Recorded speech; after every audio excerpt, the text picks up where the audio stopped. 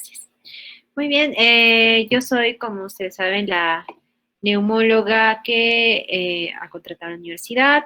Además, soy asistente del Hospital Base 3 Puno. Soy miembro de la Sociedad Peruana de Neumología, perteneciente al Comité de Trasplante Pulmonar y Función Pulmonar. Soy miembro numerario de la Sociedad Española de Neumología y Cirugía de Tórax, la CEPAR. Habrán visto la revista Archivos Bronconeumología de la CEPAR. Soy especialista de neumología por la Universidad Cayetano Heredia y he hecho mi especialidad en el Hospital Revaliati y Cayetano. Además, he hecho un fellowship de trasplante pulmonar en el Hospital Universitario de Valdecilla, en España, en Santander. Ok.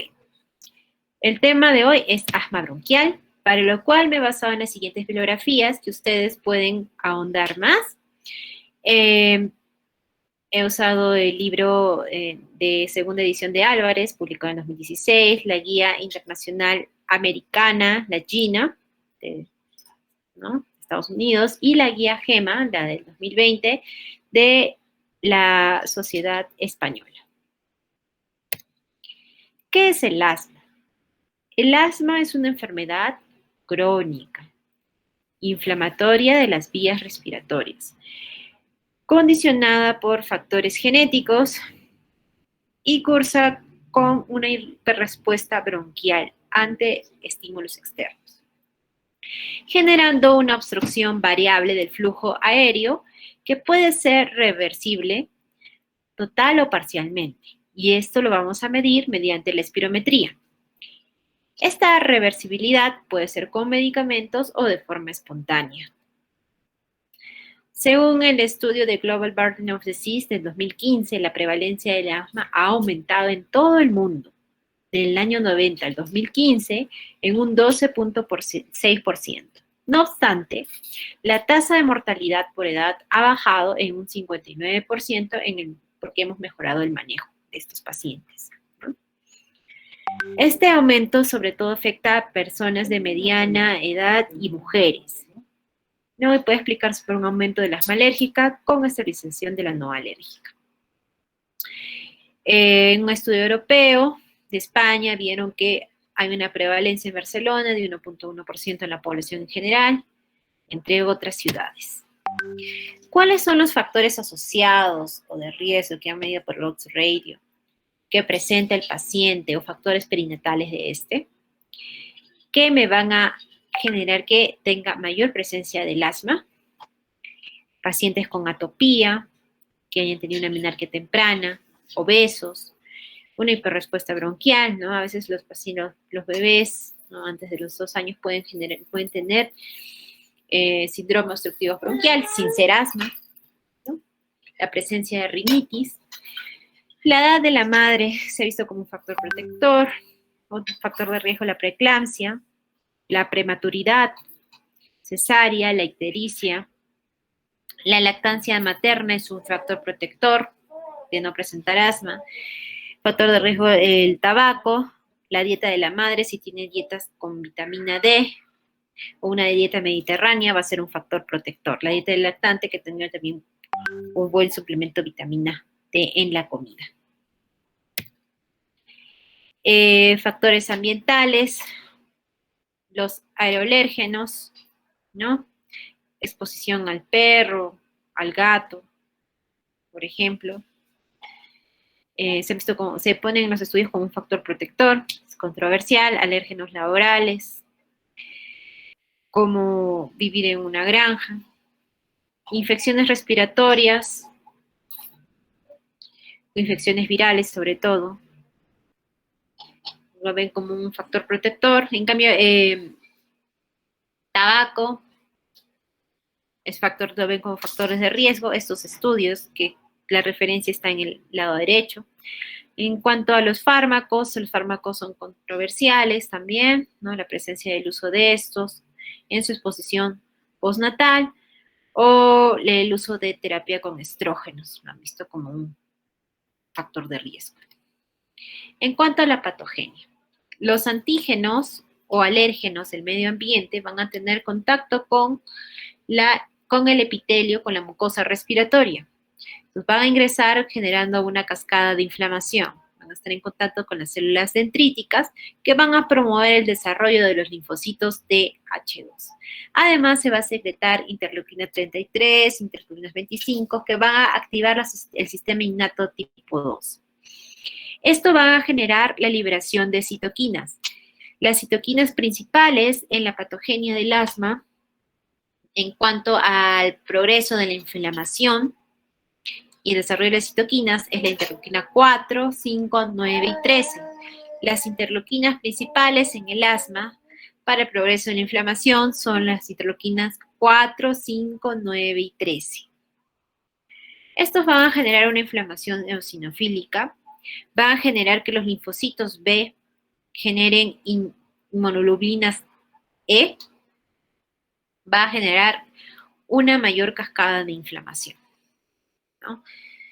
Va a aumentar los eosinófilos, los mastocitos, va a haber una inflamación endotelial, también va a haber una inflamación a nivel del músculo liso de las vías aéreas, generando una hiperreactividad bronquial, generando broncoconstricción. Entonces, ¿cuáles son las células implicadas? Como mencionamos, los linfocitos TH2 elevados van a liberar interleuquina 4, 5, 9 y 13, que van a generar progreso de la inflamación eosinofílica. Los mastocitos van a liberar histamina, con esto leucotrienos, ¿no? Los leucotrienos son ácidos grasos que se encuentran relacionados con el metabolismo del ácido araquidónico. Los leucotrienos vienen del leuco, que en el año 1970 se aislaron por primera vez de los leucocitos. Y trienos porque contienen 3 enlaces dobles conjugados en su estructura hidrocarbonada, trienos. ¿Y estos que van a generar? Quimiotaxis, mayor quimiotaxis de los leucocitos, estimulación de liberación enzimática y secreción de superóxido en neutrófilos, son potentes broncoconstrictores, aumentan la permeabilidad vascular y venular postcapilar y estimulan la secreción de moco. Los eosinófilos están elevados, los neutrófilos, sobre todo en pacientes fumadores, pacientes con asma grave o que usan glucocorticoides. Las células dendríticas van a interactuar con los leucotrienos reguladores, los linfocitos reguladores, produciendo mayor cantidad de linfocitos TH2, y los macrófagos van a ampliar la respuesta inflamatoria, sobre todo en el asma grave. ¿Qué va a pasar con la musculatura lisa bronquial? Va a haber una hiperplasia e hipertrofia, es decir, un aumento de síntesis de las células musculares lisas y además que van a crecer, van a generar hiperplasia. Además, si sigue esta inflamación, va a haber diferenciación de los fibroblastos, produciendo mayor componente tejido conectivo, y esto implica remodelación del tejido bronquial. Y esa remodelación se puede volver algo perenne y siendo el paciente más reacio a responder a la terapia broncodilatadora. Además, también va a haber actividad del sistema colinérgico que va a generar mayor broncoconstricción y secreción del moco. Como lo hemos mencionado, los leucotrienos son potentes broncoconstrictores. La histamina también va a generar broncoconstricción, el óxido nítrico va a estar aumentado en esta cascada de inflamación con efecto vasodilatador, y va a haber mayor prostaglandina D2 con acción broncoconstrictora. ¿Cómo se diagnostica el asma? Como hemos visto, el asma implica una hiperreactividad bronquial. Es decir, va a haber una inflamación a nivel de la mucosa bronquial, una bronquitis. ¿El asma es el único que puede tener una bronquitis? No, ¿no? Hay otras patologías que pueden relacionarse con bronquios inflamados, con lo cual, por ejemplo, puede ser unas bronquiectasias, un paciente con EPOC, una bronquitis crónica, ¿no? Que no es asma. Entonces, no solamente es la clínica del asma, sino tener presente los antecedentes con los factores asociados y las pruebas de función pulmonar. Dentro de las pruebas de función pulmonar, la principal es la espirometría en estos pacientes. ¿Ya? Ok. En cuanto a el diagnóstico de asma, como habíamos mencionado, es la espirometría, donde también vamos a utilizar una prueba broncodilatadora mediante beta-2 agonistas. ¿Cuáles son los síntomas y signos del asma? Es la historia clínica de un paciente que menciona que tiene estornudos frecuentes, respiraciones cortas, opresión en pecho, tos. Generalmente los asmáticos presentan más de uno de estos síntomas, ocurren variablemente durante el día, no es una forma continua y varían de intensidad. Mencionan que son peor en la noche y en la madrugada. Los síntomas también pueden presentarse cuando el paciente hace ejercicio, ¿no? Siendo un factor gatillo o cuando tiene emociones fuertes de estrés, alegría, cuando se expone a alérgenos o aire frío. Y los síntomas pueden empeorar cuando el paciente tiene una coinfección viral. ¿Cuáles son los estudios de función pulmonar que me van a ayudar para el diagnóstico de asma? Este cuadro es muy importante porque describe cómo vamos a llegar al diagnóstico. Primero, lo más importante, la clínica del paciente. Y después de eso, si tenemos sospecha, vamos a realizar una espirometría, ¿no? La espirometría se encuentra en cualquier hospital, nivel 2, 3, se puede encontrar este aparato, que es muy usado en neumología. Entonces, ¿qué va a medir la espirometría? Se le va a pedir al paciente que haga una expiración forzada, que bote un aire de forma potente y vamos a medir mediante el volumen de aire exhalado, que va a conectarse con una computadora. Vamos a identificar el volumen pulmonar que el paciente ha expirado. Entonces, ¿qué medimos específicamente para el asma? El volumen expiratorio forzado en el primer segundo y esto lo relacionamos con la capacidad vital forzada total. La relación de estas dos cantidades, si es mayor de 0.7, es normal, un patrón normal. Si esta relación es menos de 0.7, me sugiere un patrón obstructivo. Pero para diagnosticar asma, tengo que identificar que la terapia broncodilatadora me va a ayudar a disminuir ese patrón obstructivo. Entonces utilizamos la prueba de broncodilatación. ¿Cómo se realiza esta prueba? Al paciente, después de que se le ha medido los volúmenes pulmonares basales, se le va a aplicar un beta-2 agonista, generalmente utilizamos salbutamol, se le aplica salbutamol inhalado y después de 15 minutos volvemos a ver la respuesta broncodilatadora. Si el volumen expiratorio forzado aumenta de 12% más y eso también se observa más de 200, igual o más de 200 mililitros, es una respuesta positiva y me da diagnóstico de asma, sea que el paciente tenga un patrón normal de inicio o un patrón obstructivo de inicio. Si a pesar de eso aún tenemos dudas y el paciente tiene una respuesta broncodilatadora negativa, hay otros estudios que podemos realizar si hay sospecha de asma. Podemos medir la variabilidad domiciliaria del flujo expiratorio máximo, el PEF. Si está de 20 a más por ciento, también me sugiere asma. Si el óxido nítrico exhalado del paciente está elevado por la inflamación que presenta en las vías respiratorias, de 40 más, también me sugiere asma. Si el paciente se le realiza una prueba de broncoconstricción, es decir, se le da una sustancia que en vez de broncodilatar, broncoconstriñe y sale positiva, también me sugiere asma.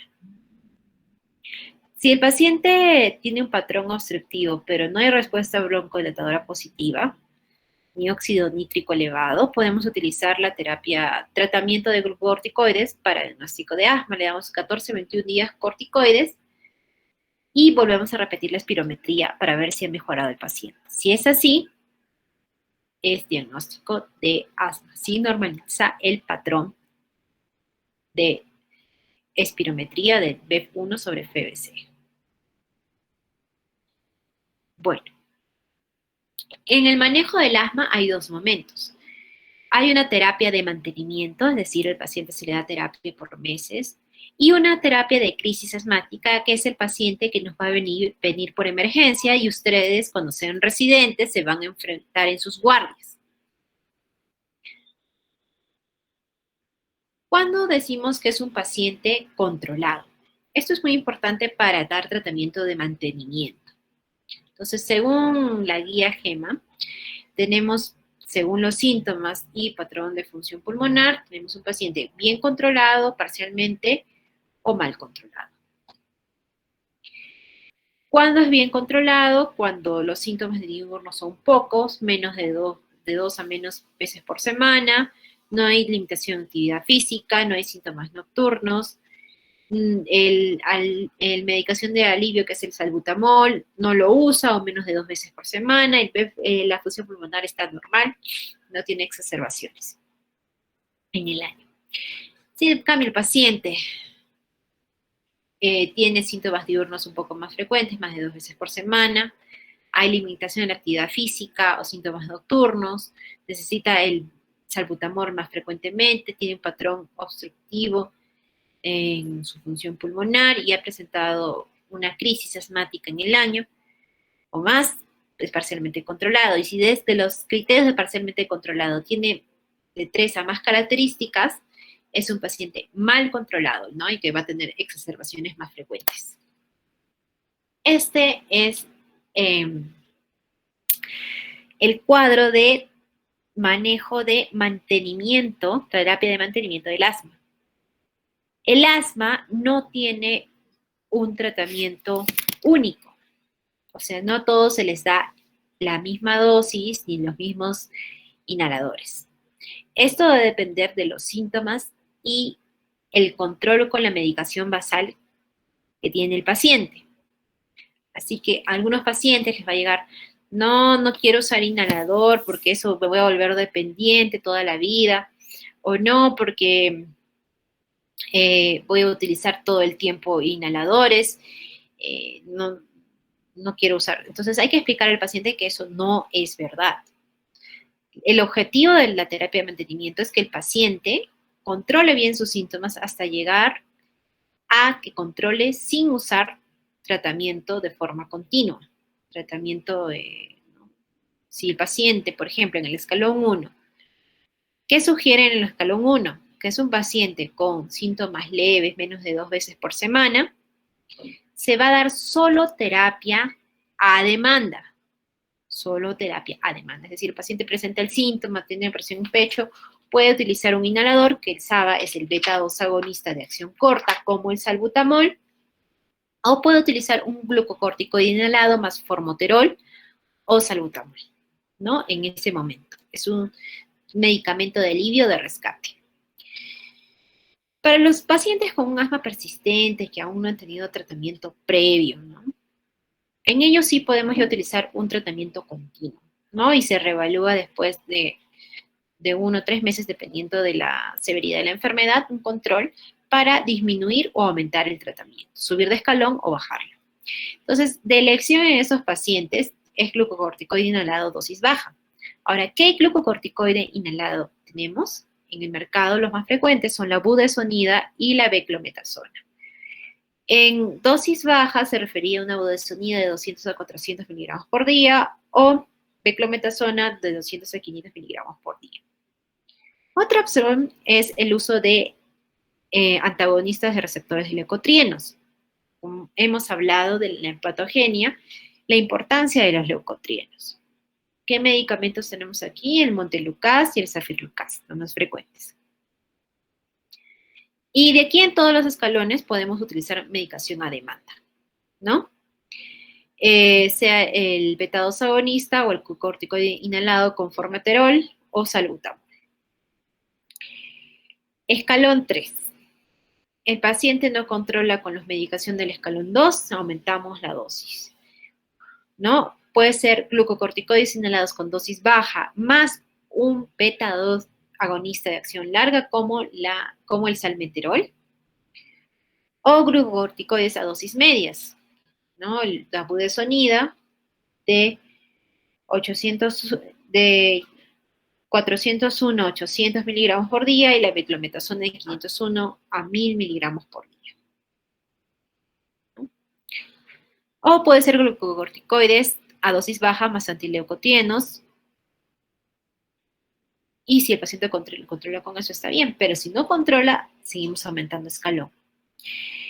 Subimos a glucocorticoides inhalados a dosis media más beta-2 agonista de acción prolongada. Si esa es la terapia de elección, pero si no queremos utilizar un LABA, podemos utilizar antileucotrienos. Si a pesar de eso no controla el paciente, persisten los síntomas, podemos utilizar glucocorticoides a dosis alta, que ya sería ibudesonida de 801 a 1600 miligramos por día, dosis máxima, y beclometasona 1001 a 2000 miligramos por día, que es la dosis máxima. Si a pesar de eso, más un beta-2 agonista de acción prolongada, si a pesar de eso el paciente presenta mal control y sus pruebas de función pulmonar, su BEF1 sobre FBC postbroncodilatador está menos del 70%, podemos adicionar un antimuscarínico, un tiotropio, ¿no? Anticolinérgico. Este es parecido al bromonoipatropio, que es de acción corta, el tiotropio es de acción prolongada. Y o podemos sumarle un antileucotrieno, y o teofilina, y o acitromicina. Se han visto en algunos estudios que la acitromicina, aparte de ser un antibiótico macrólido, tiene un efecto modulador y están haciendo estudios de que dándole 3 veces por semana, en unos meses el paciente puede mejorar la inflamación de las vías respiratorias. Si a pesar de eso el paciente sigue sin controlar el tratamiento, sin controlar con el tratamiento del escalón 5, utilizamos el escalón 6, que es el tratamiento del escalón 5, más tratamiento biológico. Es un asma grave no controlada, ahí utilizamos omalizumab, que es un anticuerpo monoclonal anti-inmunoglobulina E. Si es un asma grave no controlada, eosinofílica, es decir, que tiene eosinófilos aumentados en el esputo o en la sangre, podemos utilizar mepolizumab, reslizumab o benralizumab, que son anti-interleuquina 5. Si además de ser una asma grave no controlada eosinofílica, tiene fracción de óxido nítrico elevado, se recomienda poder usar dupilumab, que es un anti-interleuquina 4. No, eso es en cuanto a la terapia biológica, ¿no? Que se ha visto en el extranjero. Si a pesar de eso ha fracasado todo porque el paciente ya ha hecho una remodelación bronquial importante, se podría utilizar una termoplastía, una cauterización endobronquial. Y si además de eso persiste el mal control, ya recomendarían glucocorticoides sistémicos, vía oral o intramuscular. Pero con esto hay que tener mucho cuidado por los efectos secundarios de utilizar corticoides de forma crónica. El paciente puede subir o bajar de escalón. El objetivo de la terapia es que llegue al escalón 1. Además de esto, tener presentes la educación del paciente, explicarle cuáles son los factores gatillos, los factores que predisponen y presentar la crisis de asma, ¿no? Si tiene una rinitis u otra enfermedad, comorbilidad, ¿no? Pedir que controle esas comorbilidades para que no sean efectos de gatillos del asma.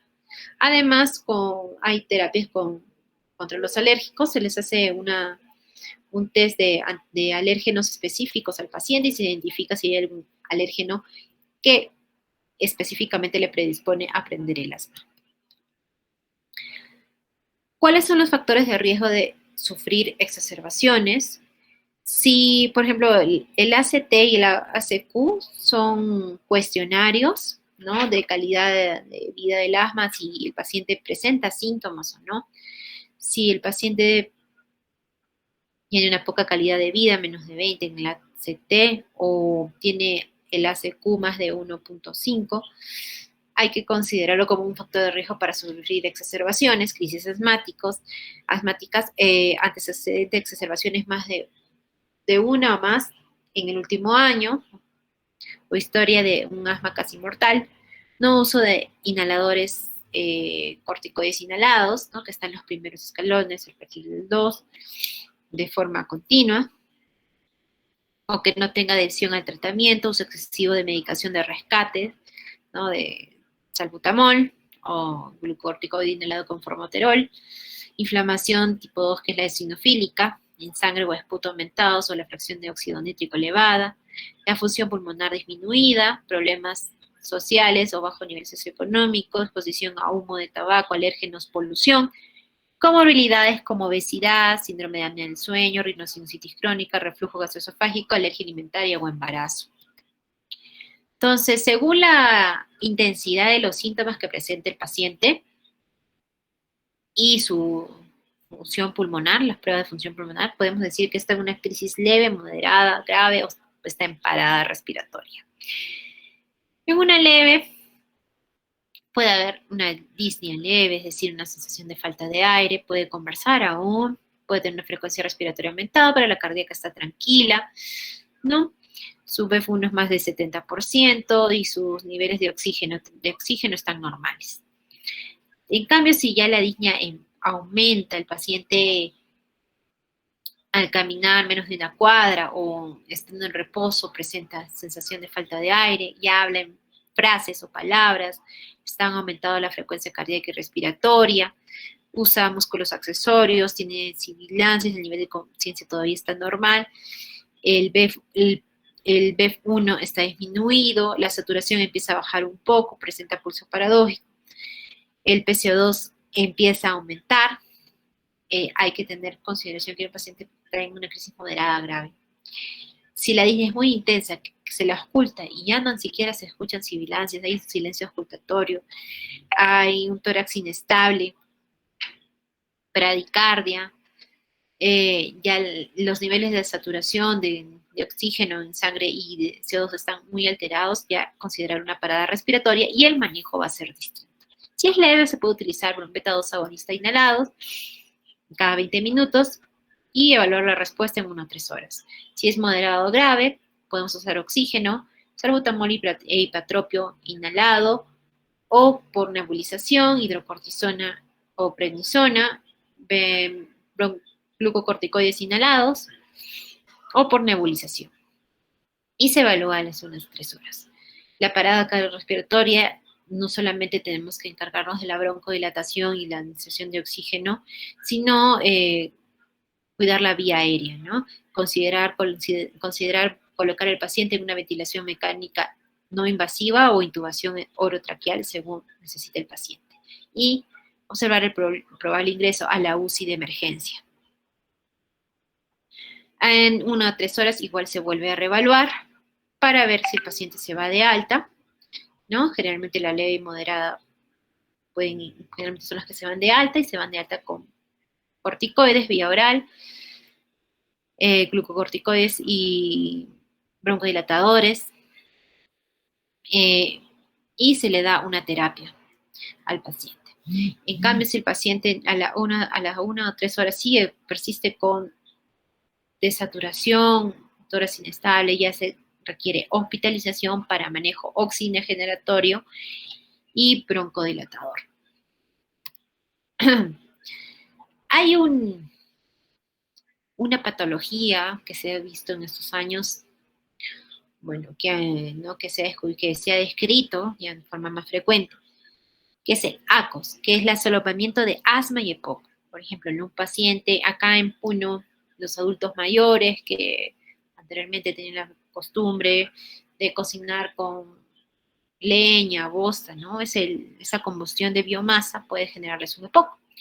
En otros lugares, por ejemplo en España, es muy frecuente el uso de cigarro, entonces un tabaquismo de 10 a más paquetes por año, con una prueba postbroncodilatadora de menos del 70%, y que tenga diagnóstico total de asma, tenía un diagnóstico de asma EPOC, ¿no? Si no tengo un diagnóstico de asma, pero mi paciente tiene EPOC y aún sospecho de asma, lo que puedo hacer es una prueba broncodilatadora, y si tiene un aumento de más del 15% de 400 mililitros y o eosinofilia en sangre más de 300 células por litro, me sugiere el diagnóstico de un asma, ¿no? Con el antecedente EPOC sería un asma EPOC. Y ahora que estamos en tiempos de pandemia, no podemos dejar de mencionar la asociación de asma y COVID-19. Si les llega un paciente en la emergencia que tiene un asma y COVID, por indicación del manejo del COVID, no se recomienda nebulizar al paciente, ¿no? Generalmente en el COVID el compromiso es una neumonía parínquipa pulmonar. Los bronquios a veces se comprometen y a veces no. A veces podemos requerir broncodilatación, ¿no? Y a veces no. Pero en paciente asmático sí va a requerir broncodilatación. No lo pueden nebulizar, pero pueden utilizar los broncodilatadores con aerocámara, ¿no? Y también tener en consideración el uso de corticoides.